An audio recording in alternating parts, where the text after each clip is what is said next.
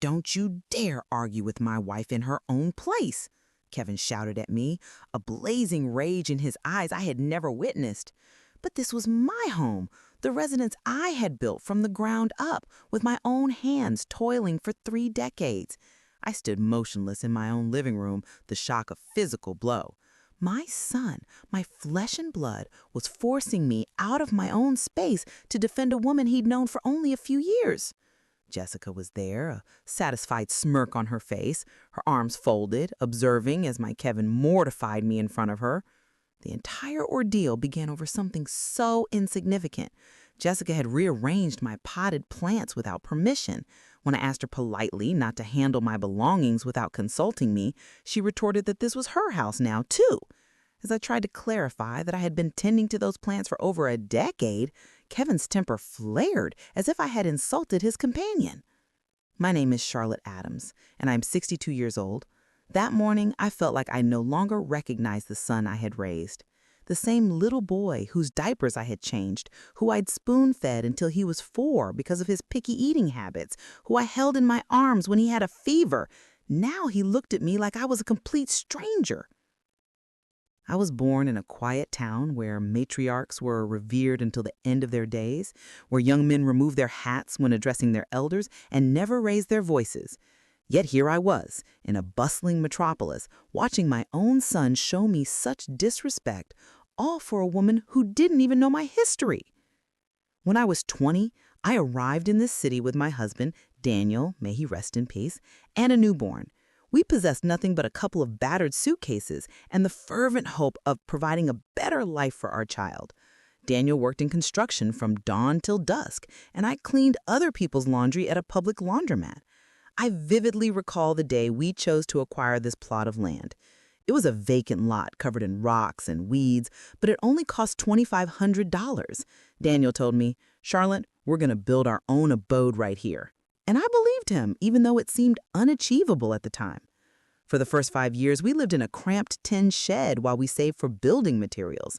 I sold homemade pastries in the mornings, cleaned houses in the afternoons, and at night I crafted red and green dresses for the wealthy women in the upscale part of town. Every dollar I earned, I stashed in a coffee can I kept hidden beneath the mattress. Kevin was still a young child when Thomas, my second son, was born. With 2 youngsters to nourish and clothe, the funds were always insufficient. But I never gave up. I would wake up at 4 in the morning to bake, take the kids to school, go to work, come home to cook, and retire long after midnight sewing. When Daniel passed away in a work-related incident, Kevin was 15 and Thomas was just 12. I was left alone with 2 adolescents, an incomplete dwelling, and what seemed like an insurmountable debt. But I never contemplated giving up. I worked harder than I ever had in my life. I sold food outside of factories, laundered clothes early in the mornings, and babysat on weekends.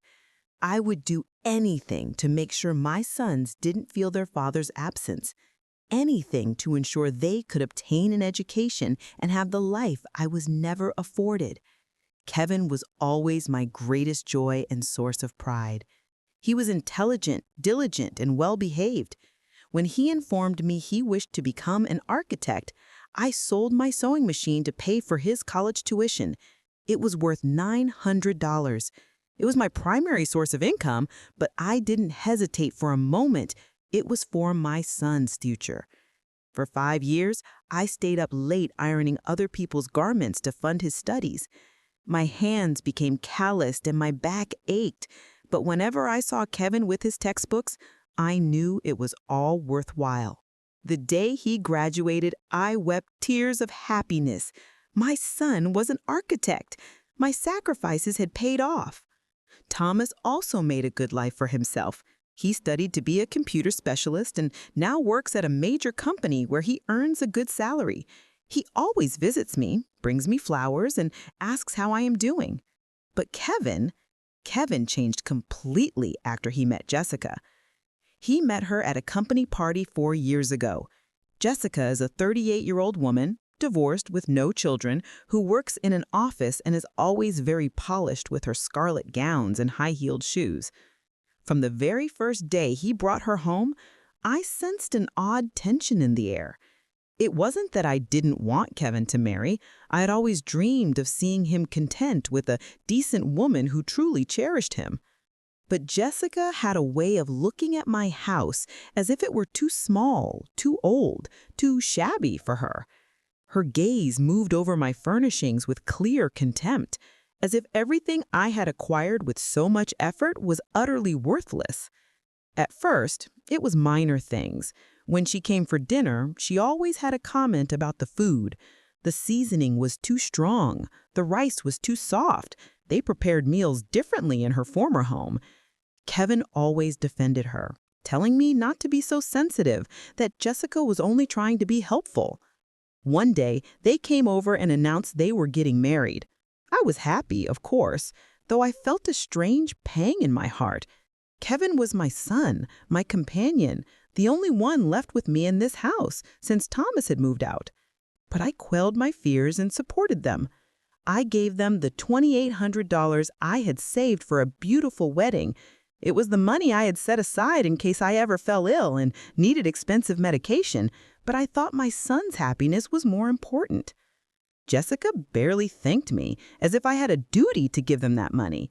After the wedding, Kevin informed me that he and Jessica would be staying at my house while they saved up to purchase their own.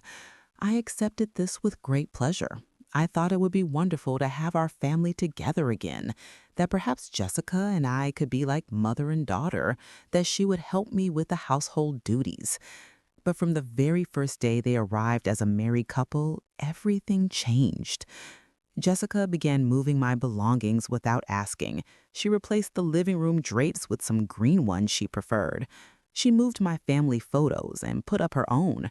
She reorganized my kitchen to her liking, placing my cookware in spots I couldn't easily reach. When I asked Kevin to consult me before making changes, he would respond that Jessica resided here now too, that she had a right to feel comfortable. But I could not understand why my own comfort no longer mattered. This was my house, the home I had built with my own hands and my own resolve. Jessica began inviting her friends over without notifying me. They would arrive in the afternoons, lounge in my living room, drink coffee from my pantry, and talk about me as if I wasn't there. They would say things like, "It's a shame Kevin has to live in such an old house, and that surely when they have children, they'll need to move somewhere bigger and more modern." One afternoon, I overheard her on the phone with a friend, complaining that living with her mother-in-law was very difficult, that I was too controlling and wouldn't allow her to do anything her own way. It hurt so deeply to hear her speak about me like that, when I had done everything in my power to make her feel welcome. Kevin began to act differently towards me. He no longer asked about my day. He no longer sat with me in the evenings to watch our favorite television shows as we used to. He no longer helped me with heavy groceries. All his attention was focused on Jessica, on making her happy, on giving her everything she desired. When I turned 62, they barely wished me a happy birthday. Kevin had always purchased a cake and brought me flowers. This time, Jessica suggested they just take me to a cheap diner for a meal so they wouldn't have to wash dishes at home. We went to a terrible place where the food tasted like cardboard and it cost only $25 for the three of us. I started to feel invisible in my own home. Jessica would turn on the TV to whatever channel she wanted without asking. She would occupy the bathroom for hours in the morning, using up all the hot water. She filled the refrigerator with costly food that only she consumed, leaving less room for my things. When I tried to talk to Kevin about these issues, he would tell me I was overreacting, that Jessica was a hardworking woman who deserved respect. But I could not understand why showing her respect meant disrespecting me. One night, I overheard them talking in their bedroom. Jessica was telling him that I was too meddlesome, that I didn't let them live in peace, that I was always interfering in their business.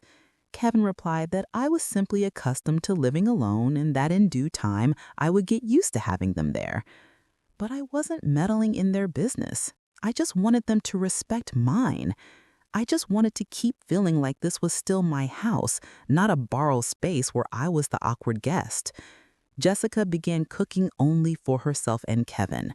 She would prepare portions for two and tell me there were leftovers in the fridge from the day before if I was hungry. I, who had cooked for my family for 5 decades, now had to heat up cold food in my own kitchen. On weekends, they would go out together without inviting me. They went to movies, shopping malls, restaurants, and would return late at night, telling jokes and laughing while I stayed home alone watching television. Before, Kevin and I used to go out together on Sundays. We go to the market, purchase plants for the garden, and have breakfast at a small cafe. One day, I decided to confront the problem directly. I told them I felt I was no longer welcome in my own home, that we needed to set some rules so we could coexist more peacefully. Jessica looked at me with those cold eyes I now knew so well and said that if I wasn't comfortable with the situation, perhaps I should find another place to live. Kevin said nothing. He just remained quiet, looking away as if the conversation had nothing to do with him. His silence hurt more than any words. My own son was abandoning me in this argument, permitting his wife to suggest I leave my own home. That night, I cried in silence, concealing my face with a pillow so they wouldn't hear me. It was the first time in many years that I felt utterly alone and abandoned. The following days were even worse. Jessica had realized Kevin wasn't going to defend me, so her behavior became more audacious. She started moving things around when I went out to run errands, as if she were marking her territory. One Tuesday, I came back from the market and discovered that she had moved all my garden plants. She had placed them in a corner where they received almost no sunlight, telling me she needed that space for a new table and chair she intended to buy. I had nurtured those plants for 12 years. Each one had its own story, its perfect location where I knew it would flourish. When I explained that the plants would die in that corner, she told me that if I was so concerned, I could give them to a neighbor. She spoke of my plants as if they were inconvenient trash.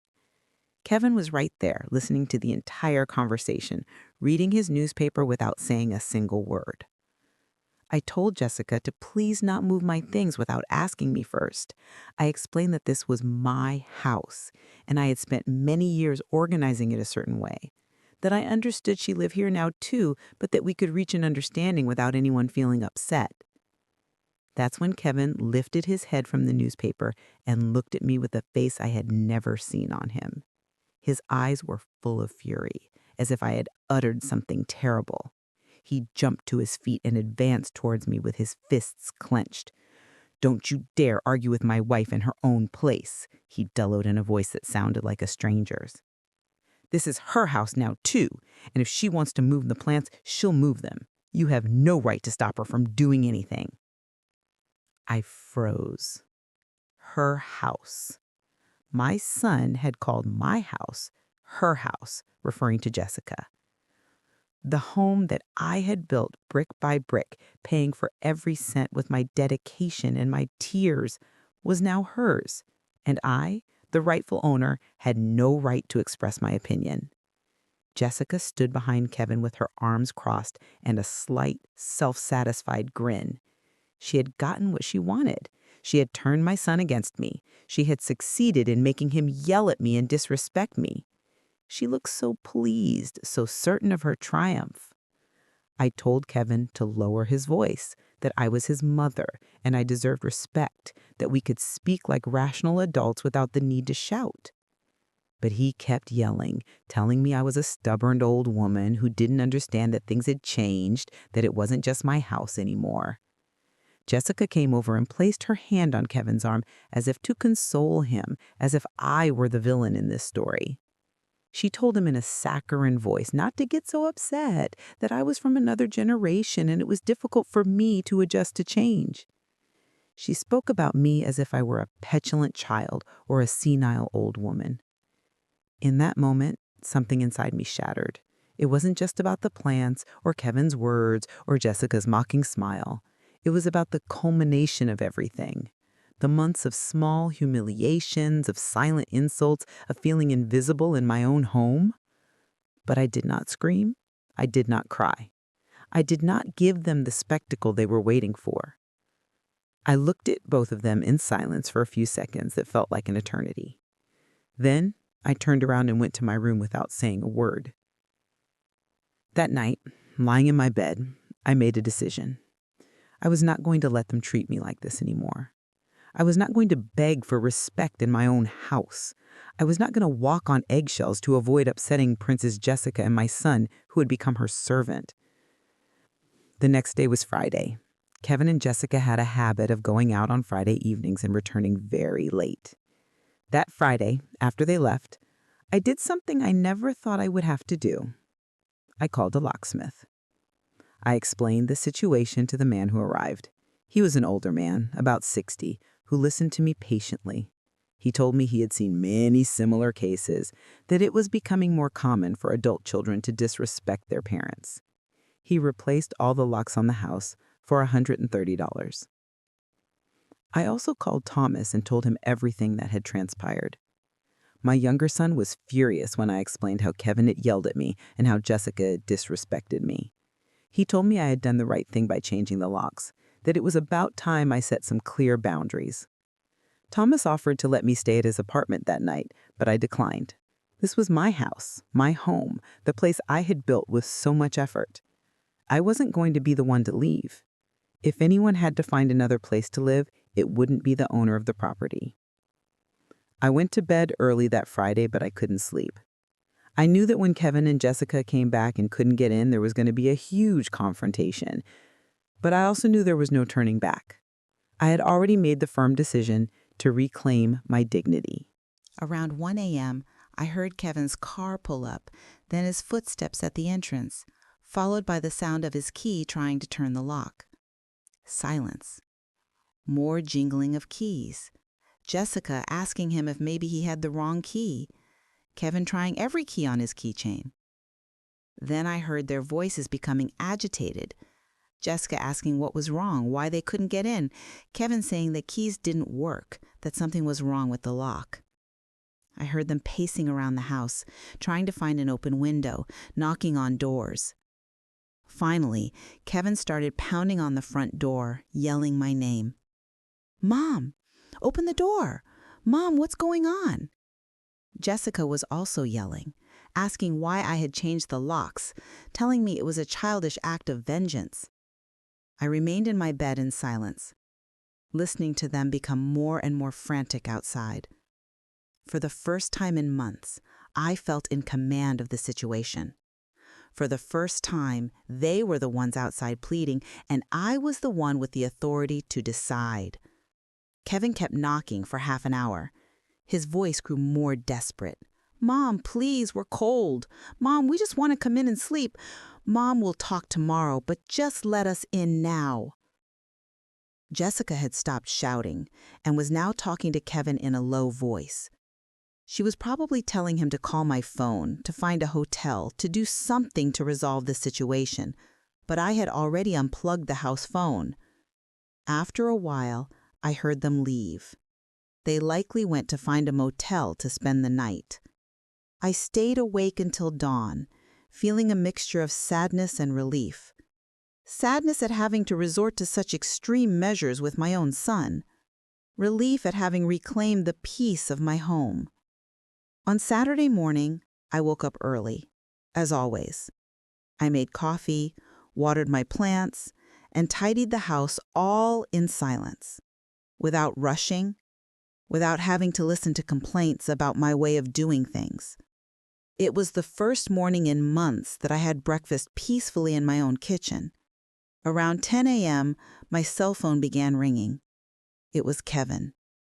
His voice sounded weary, defeated.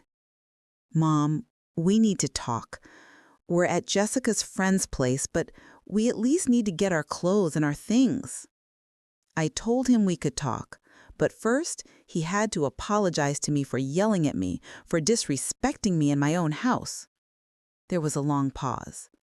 Then he said yes, he was in the wrong, and we could work things out if I opened the door for them.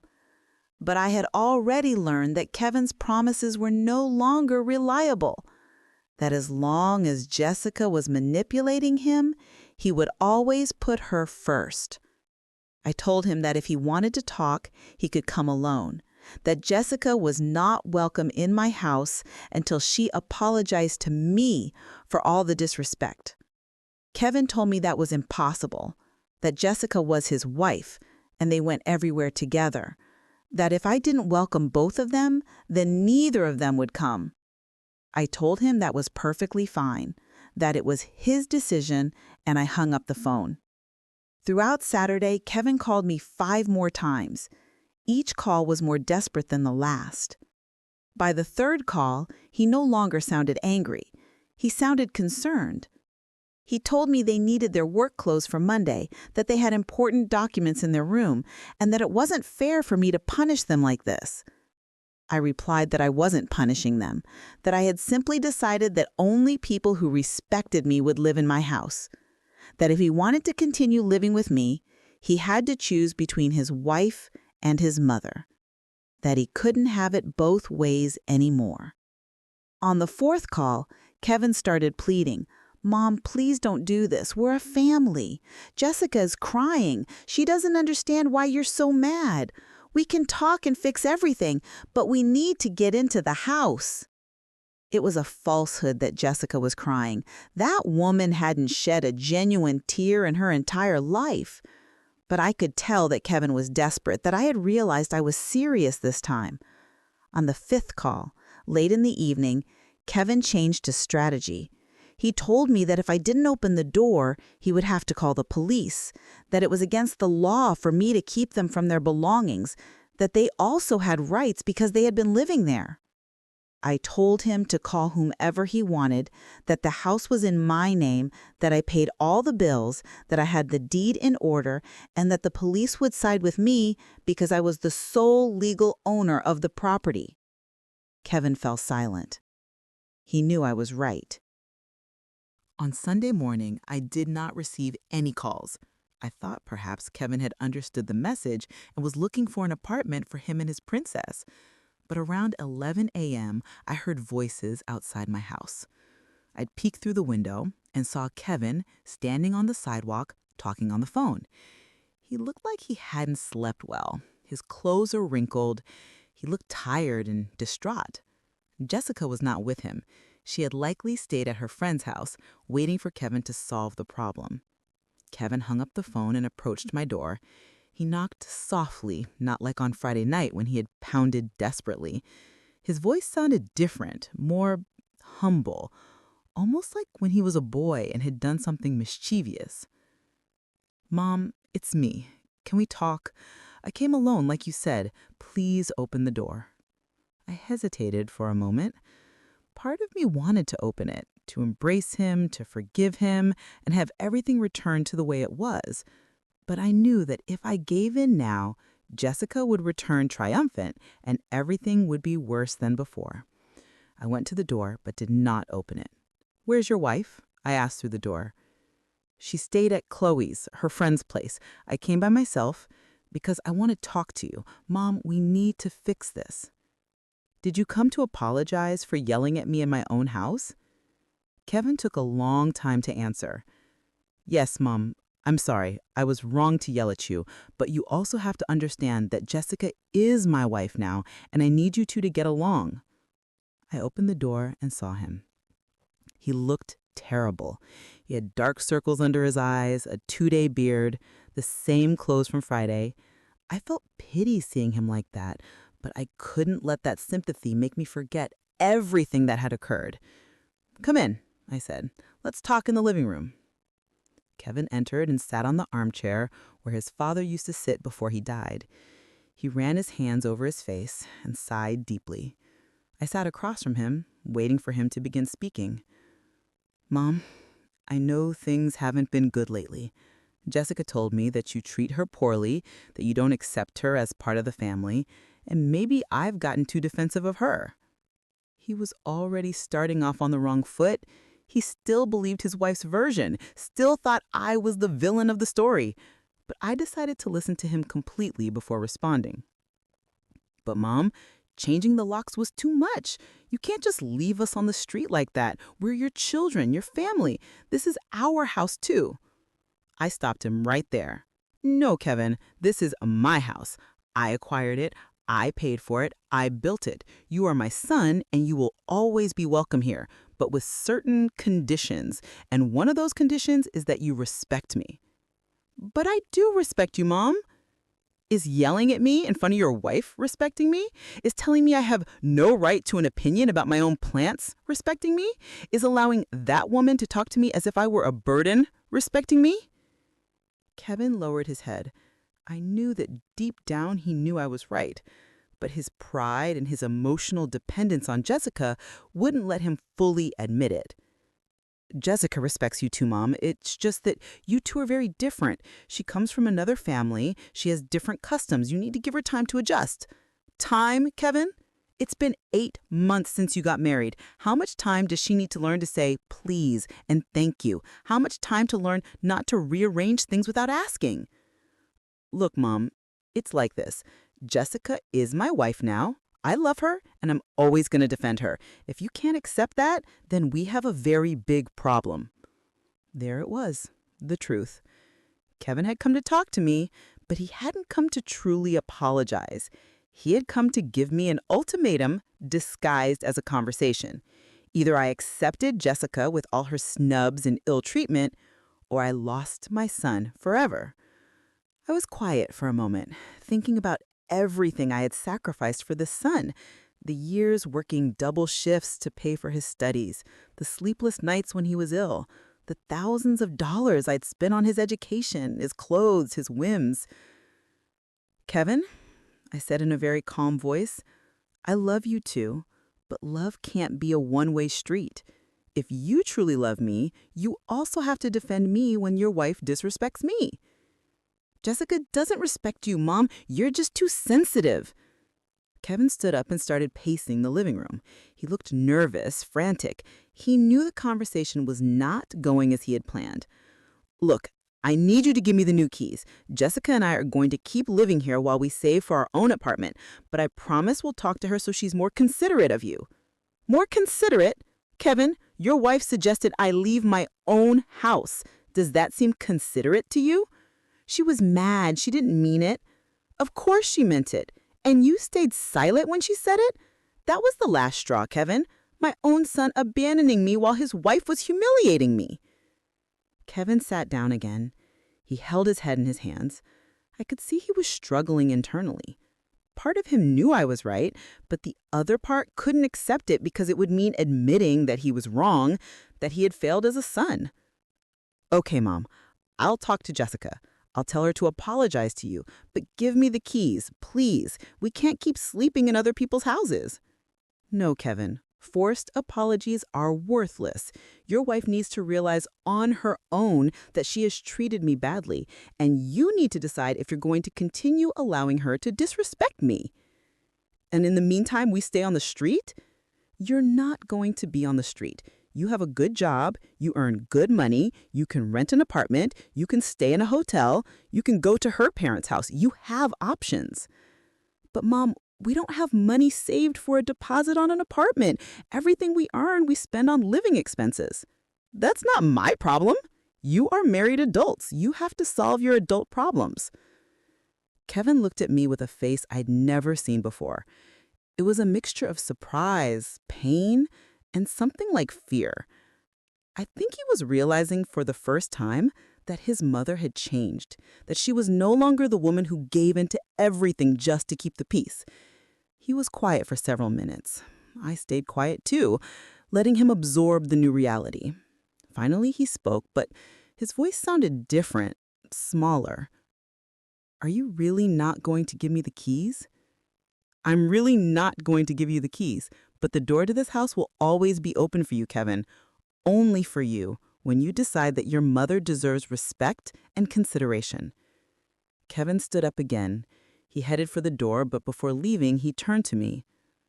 Okay, Mom, if that's your decision, I respect it, but I want you to know that you're destroying our family because of your pride.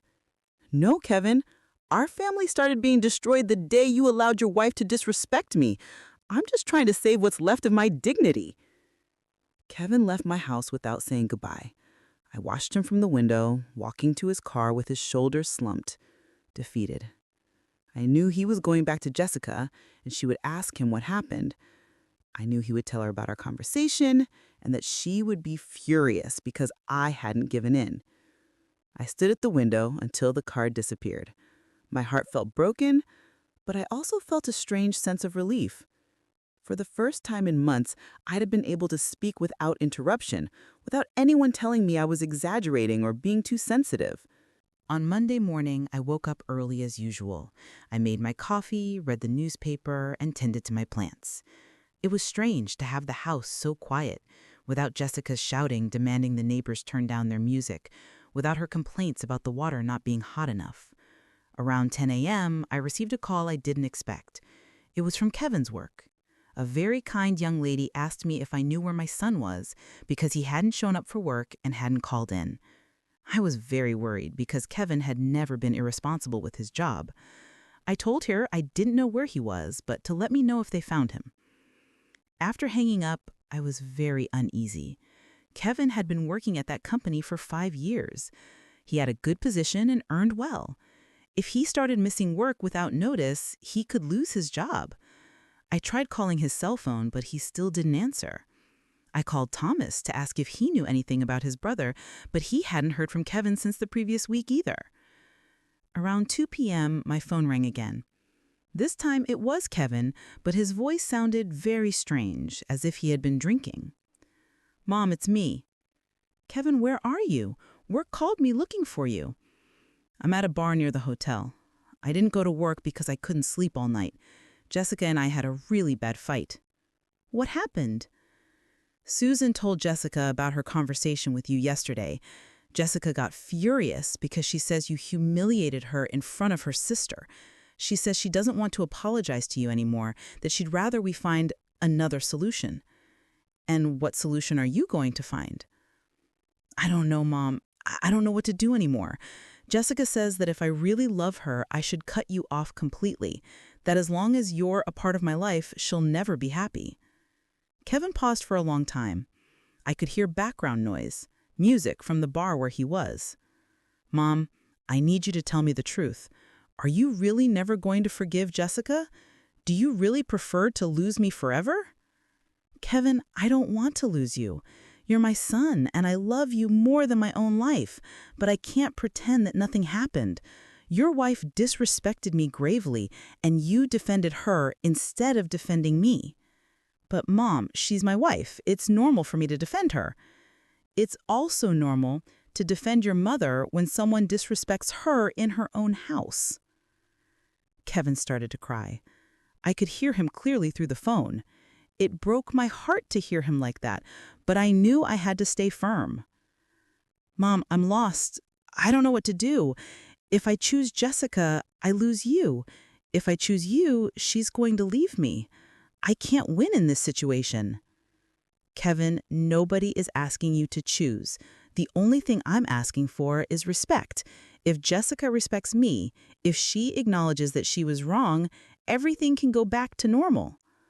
"But she says you never accepted her, that you treated her badly from day one. She says she has no reason to apologize because you started the problem." "Kevin, do you really believe that? Do you believe I treated your wife badly?"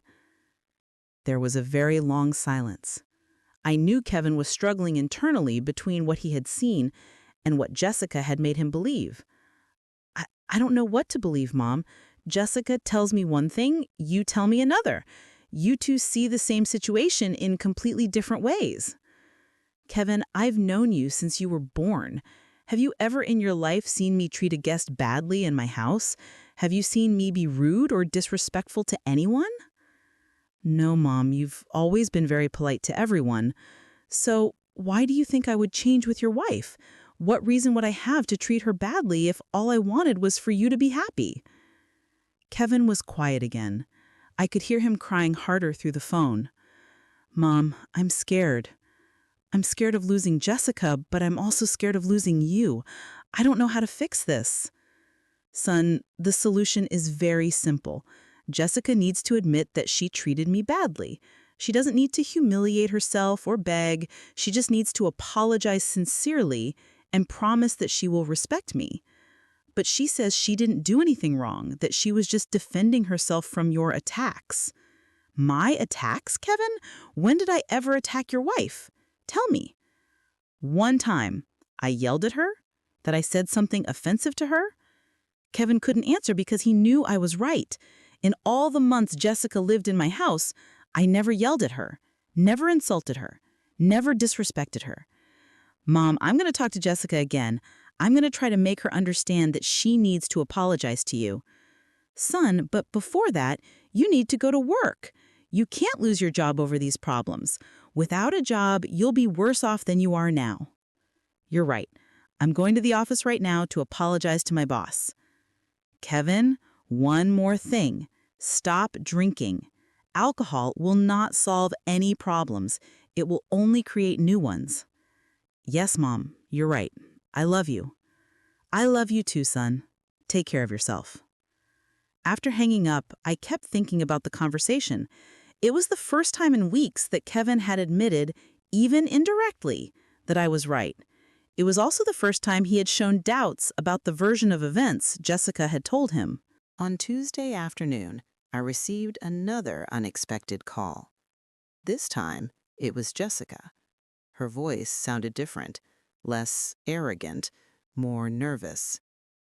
"Mrs. Adams, it's Jessica. Could we talk?" "Of course. What do you need?" "Kevin told me that you're willing to forgive me if I apologize to you. I wanted to know exactly what you need to hear from me." I was surprised she was so direct. I expected more manipulation, more drama. "Jessica, I need you to specifically acknowledge how you disrespected me. I can't accept a generic apology for misunderstandings." There was a long pause. I could hear her breathing deeply, as if preparing for something difficult. "Okay, I acknowledge that it was wrong for me to tell you to leave your own house. That was very rude of me. What else?" "It was also wrong for me to move things around without asking you. It's your house, and I should have respected your way of organizing it."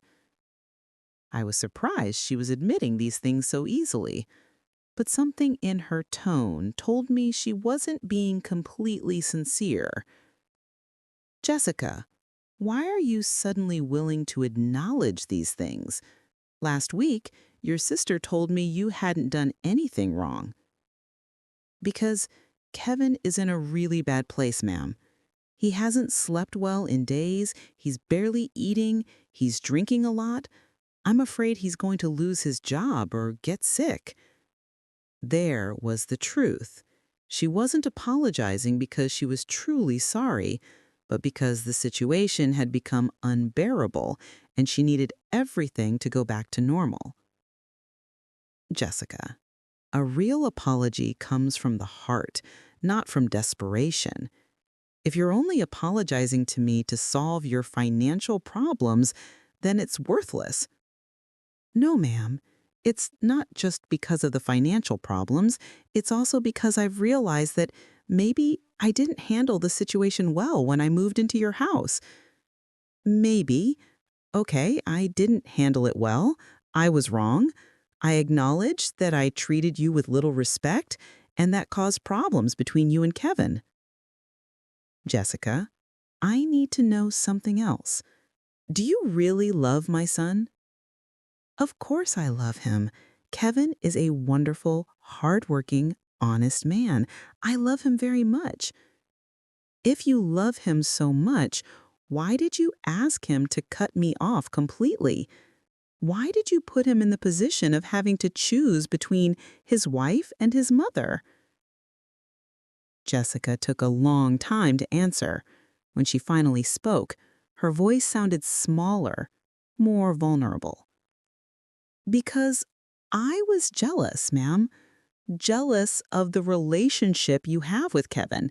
He talks about you with so much love, so much respect. Sometimes I felt like I would never be as important to him as you are." That confession surprised me. It was the first time Jessica had shown any emotional honesty. Jessica, a mother's love and a wife's love are different. One doesn't have to compete with the other. I never tried to keep Kevin away from you. I just wanted you to respect me. I know, ma'am. Now I realize that all my fears were baseless, but I had already caused so much damage that I didn't know how to fix things. And why do you want to fix them now? Because I see Kevin destroying himself over this situation. He doesn't tell me, but I know he misses this house a lot. He misses watching TV with you in the afternoons. He misses telling you about his work. I also realize that if Kevin loses his relationship with you because of me, one day he will blame me, and I don't want our marriage to be built on the destruction of his family. Those words surprised me. It was the first time Jessica had shown real emotional maturity. Jessica, are you truly sorry for how you treated me? Yes, ma'am. I am very sorry. I was rude, disrespectful, selfish. I had no right to treat you badly in your own house. I had no right to ask you to leave here. Her eyes filled with tears. They seemed like genuine tears, not manipulative ones. Ma'am, I know my apologies might sound empty after everything that happened, but I want you to know that I am truly sorry. If you give me another chance, I swear I will be the daughter-in-law you deserve. Jessica, a second chance is earned with actions, not with words. If you come back to this house, how will you show me that you've really changed? I will respect your rules, your schedules, your way of organizing the house. I will ask for your permission before changing anything. I will help you with the chores without you having to ask me. And if we have a disagreement, if there's a problem, we will talk like adults, with respect. I won't involve Kevin in our problems. If we can't resolve something between us, we'll seek outside help. I was quiet for a moment, observing Jessica. She seemed sincere, but I had learned to be cautious. Jessica, I need to ask you a difficult question. If things don't work out between us, if we have problems again, are you willing to find another place to live without creating drama? Yes, ma'am. If I can't adapt to living in your house with respect, then I recognize that the problem is me, and we will find another place. And Kevin, is he willing to support that decision? I haven't talked to him about this yet, but I'm going to speak to him clearly. I'm going to tell him that if I disrespect you again, he doesn't have to defend me, that you are his mother, and you always deserve respect. Jessica stood up and walked over to where I was sitting. She knelt in front of me and took my hands. Mrs. Adams, I ask for your forgiveness from the bottom of my heart. Forgive me for being disrespectful. Forgive me for causing problems between you and Kevin. Forgive me for making you feel uncomfortable in your own home. Real tears streamed down her cheeks. For the first time since I had known her, Jessica looked genuinely vulnerable and sorry. Please, give me a second chance. I promise to be the daughter you never had. I promise to take care of you, respect you, and love you as you deserve. I started to cry too. All those months of pain, of humiliation, of feeling rejected in my own home came out in the form of tears. Jessica, stand up. You don't need to kneel. I helped her up and hugged her. It was the first time we had hugged since her wedding. I felt that there really was a change in her, that her apologies were sincere. All right, Jessica, I'm going to give you a second chance, but I need you to understand that this is the only one. If there are problems again, there won't be a third chance. I understand perfectly, ma'am. I won't let you down. When do you want to come back? Could we come back tonight? Kevin is very depressed, and I think coming back to his home would do him a lot of good. Yes, you can come back tonight, but first, Kevin and I need to talk. He also needs to understand some things. Jessica nodded her head. Do you want me to tell him to come now? No, it's better if you go get him and you come together. I need to talk to both of you at the same time to establish the rules for living together. Jessica headed for the door. Before leaving, she turned to me one last time. Ma'am, thank you for giving me this opportunity. I won't waste it. After she left, I sat in the living room processing everything that had happened. Part of me was happy that there was finally a possible solution. Another part was nervous because I knew that second chances are more fragile than first ones. I went to the kitchen and made coffee for 3 people. I also took out some cookies I had made the week before. If Kevin and Jessica were coming back, I wanted to receive them in the best way possible. An hour later, I heard Kevin's car pull up. I looked out the window and saw them get out together. Kevin looked nervous. Jessica walked very close to him, as if giving him moral support. When they knocked on the door, I took a deep breath before opening it. It was the moment of truth, the moment to know if we could really be a family again, or if all this was just a temporary illusion. I opened the door and saw my son standing there with a face that broke my heart. Kevin had lost a lot of weight. He had deep, dark circles under his eyes and a neglected beard. He looked as if he had aged a decade in these 2 weeks. But when he saw me, his eyes lit up just as they did when he was a child.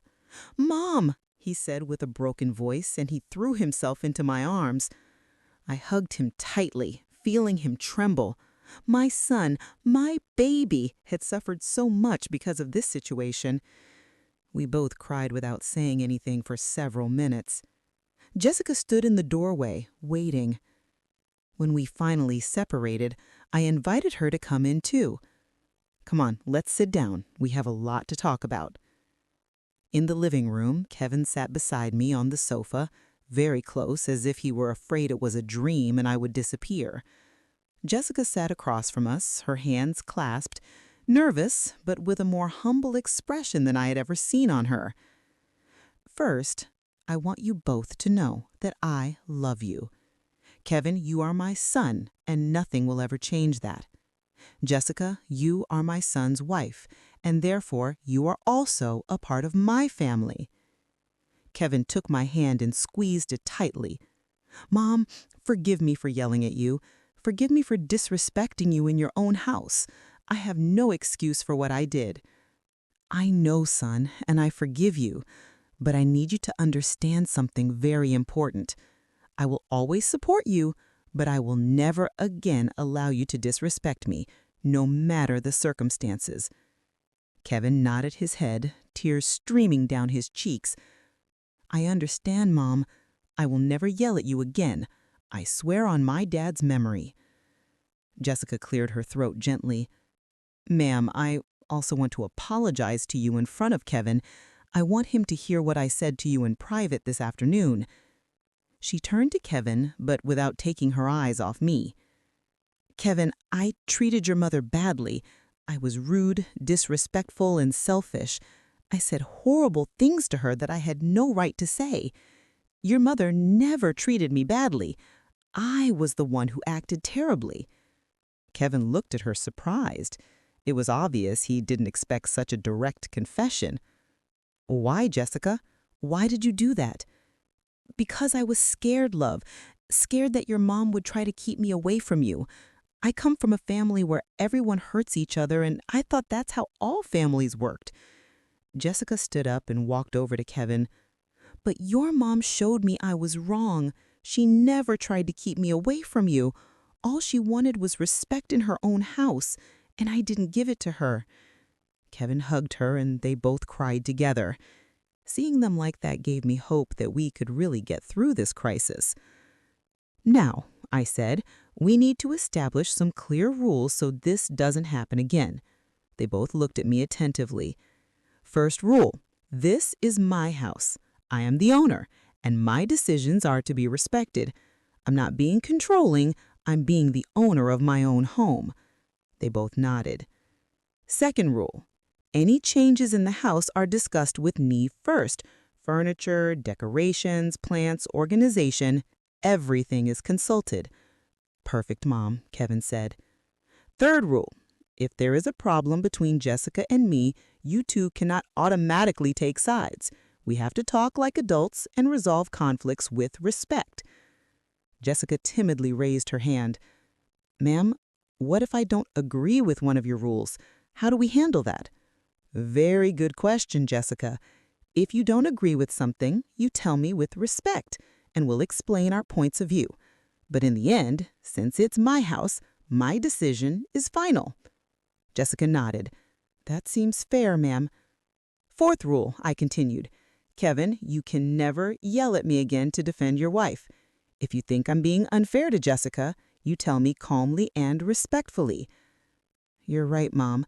That was my biggest mistake." And fifth rule, we all contribute to making this house a happy home. Jessica, you will help with the chores.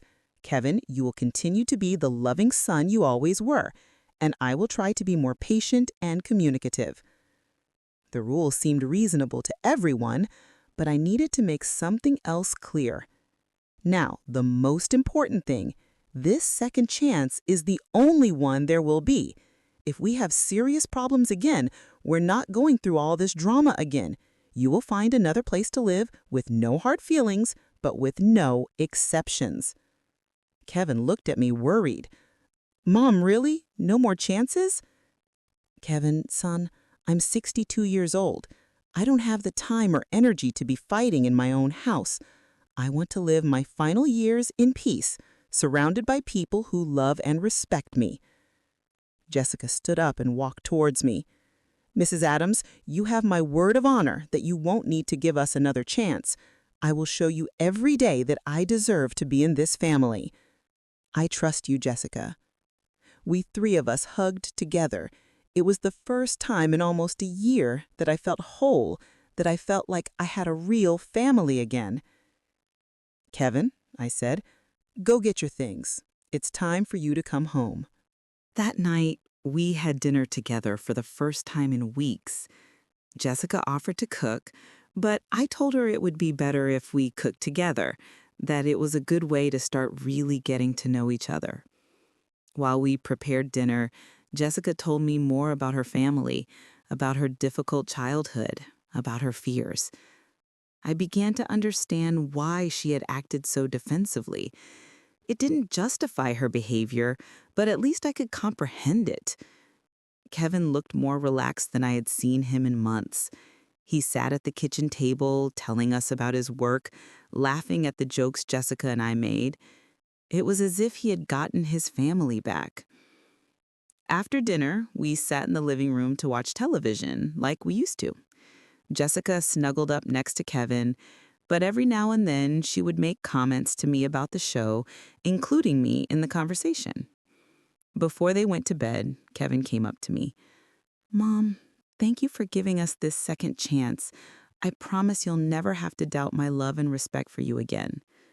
I hugged him tightly. "Son, you are the most important thing in my life. Everything I did was to protect our relationship, not to destroy it." Jessica came over too. "Ma'am, thank you for teaching me what it means to be part of a real family. I will honor the trust you're giving me." I went to bed early that night, but I couldn't fall asleep immediately. I lay awake thinking about everything that had happened. The weeks of loneliness, of pain, of feeling rejected in my own house. But I also thought about the lesson I had learned. Sometimes it's necessary to lose something temporarily to truly value it. Kevin had had to lose the comfort of my home to realize what it meant to him. Jessica had had to see Kevin's suffering to understand that her behavior had consequences. And I had had to be willing to be alone to reclaim my dignity. The following months were different. Jessica kept her word. She helped me with the cleaning without being asked. She asked me before changing anything. When we had different opinions, she expressed them with respect and accepted my decisions.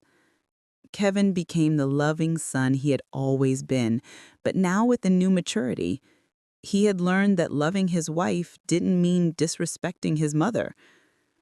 One day, 6 months later, I was tending to my plants in the garden when Jessica came over. "Ma'am, can I ask you a personal question?" "Of course, Jessica." "How did you manage to be so strong? How did you have the courage to kick us out of the house knowing you could lose Kevin forever?" I thought for a moment before answering. "Jessica, when you're a single mother and you have to raise 2 sons, you learn that sometimes you have to make difficult decisions to protect what's most important. And what was most important to you? My dignity. Because without dignity, nothing else is worth anything. I'd rather be alone and respected than accompanied and humiliated." Jessica nodded thoughtfully. "Ma'am, thank you for teaching me that lesson. Now I understand why Kevin loves you so much." That afternoon, while I was having coffee in my garden, I felt completely at peace. I had gotten my family back, but more importantly, I had gotten respect back in my own home. Because sometimes the only way to win is to be willing to lose. And I had been willing to lose everything so as not to lose the most valuable thing I have, my dignity. My house was my house again. And for the first time in a long time, it truly felt like a home.